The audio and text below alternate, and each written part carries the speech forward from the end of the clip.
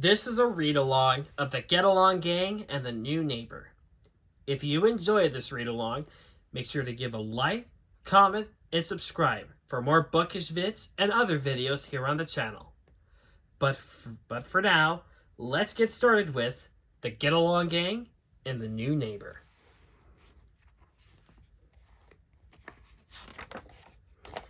The Get Along Gang and the New Neighbor by Sonia Black.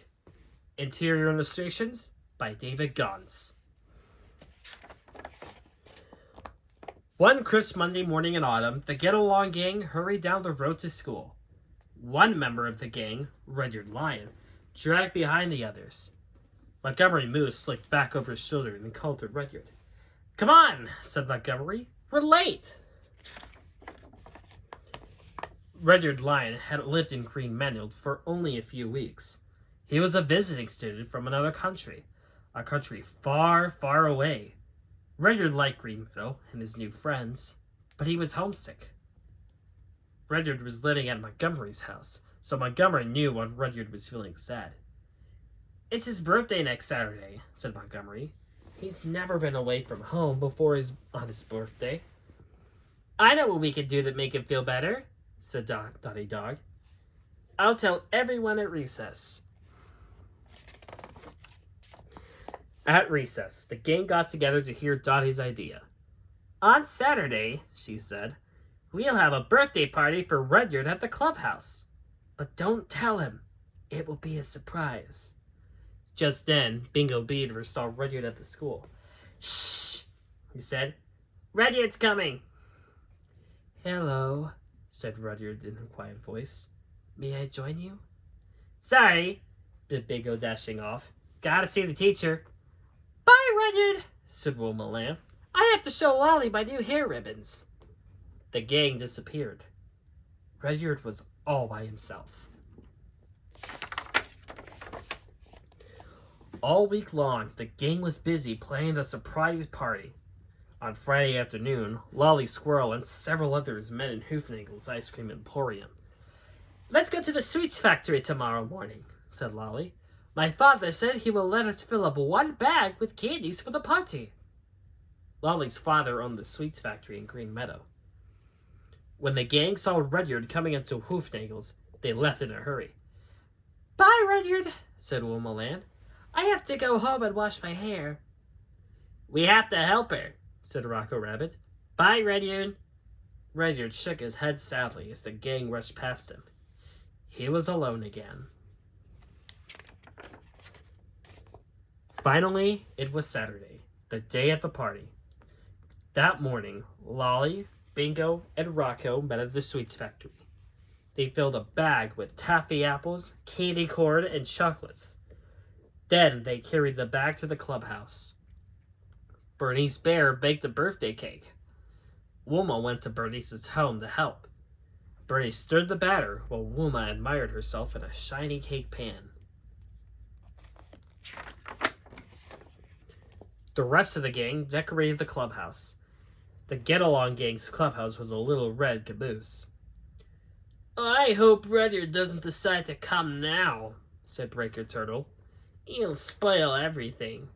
"He's at my house writing a letter," said Montgomery, trying to untangle the crepe paper. "I just hope he stays out of the way." Montgomery did not know it, but Rudyard had already been to the clubhouse. He had heard everything they had said. Tears rolled down Rudyard's cheeks. "I am in the way. I spoil everything," he said to himself. "The Get Along Gang does not want me around." Rudyard went back to Montgomery's house and packed his bag. Then he left a note for Montgomery and the rest of the gang and started off to the airport. Rudyard Lion was going home. At the clubhouse, everything was finally ready for the party. The candles were set out in bowls. The cake with orange icing was on the table. The crepe paper was on the walls instead of Montgomery's antlers. "It's time to get Rudyard," said Dotty. "Zipper, you go to Montgomery's house and bring him back." "We'll be here before you say mooch, Chief," said Zipper. and off he went. In the meantime, Rudyard was walking slowly down the road at the airport. His plane ticket was in his pocket. He brushed away his tears and tried not to think about leaving Green Meadow and the gang. When Zipper reached Montgomery's house, he saw the note on the door. He opened it and read it. "Rudyard's leaving!" he cried. "I've got to tell the gang!"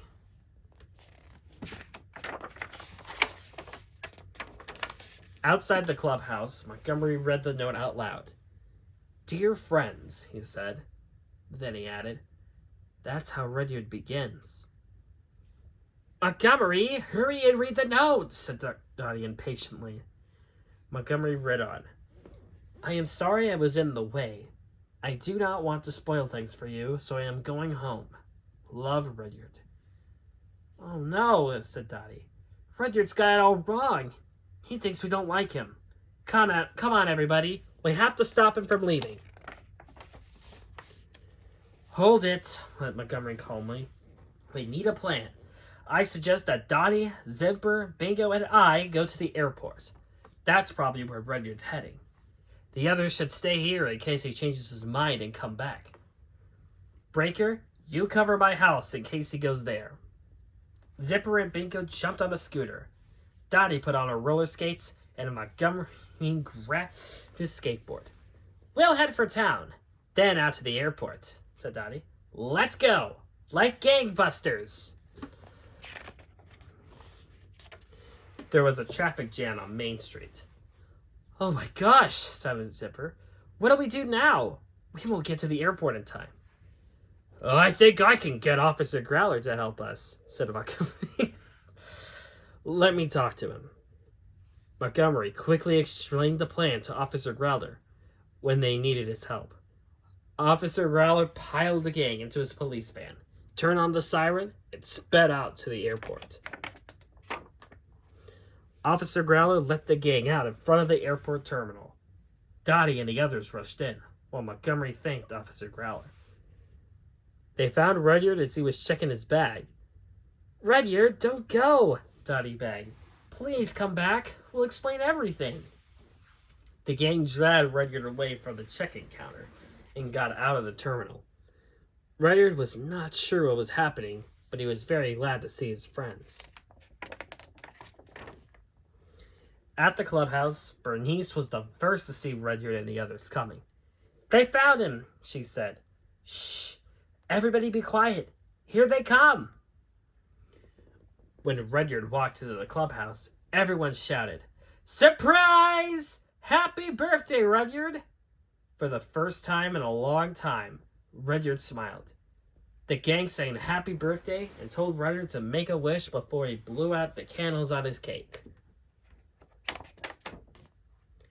Rudyard closed his eyes and made his wish that he would never again misunderstood his friends.